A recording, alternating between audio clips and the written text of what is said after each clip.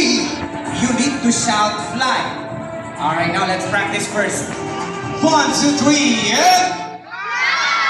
Hindi pa talaga dito sa left side ko, mga energy sa right. One more, folks, more energy para mas maganahan maglipad ang ating mga kala. One more, at the count of 3. 1, 2, 3, and... Ready na ang ating mga bisita, mga kuya. Kuya Dexter, Kuya Richie, ready na ba ang ating mga kalaw? Now, folks, prepare your cameras. Mabilis lang to. At the count of 3. 1, 2, 3, and... Fly! What a perfect catch! Mr. Bill and JJ.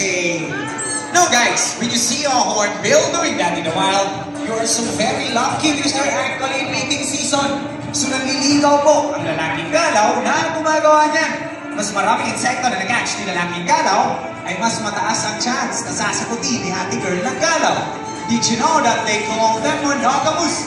Monogamous meaning, once they find a partner in the wild, they will stay with them forever. Sana all talaga po, sagutin pa sa ating mga galaw ay forever. Nasa mga single ladies out there, kung naghahanap kayo ng forever. So alam na natin folks, andito lang po ang ating mga galaw ha. Okay, joke lang guys. Once again guys, magpapakita-kilas pa ang ating mga galaw now folks. Prepare your cameras, mabilis lang to. Once again, at the count of 3. 1, 2, 3, and... Fly! And that is our hippie great hornbill, or also known as the kalaw, the alarm clock of the rainforest, because they make noise every morning, noon, and afternoon. Palakpakan po natin ating mga kalaw hosts at syempre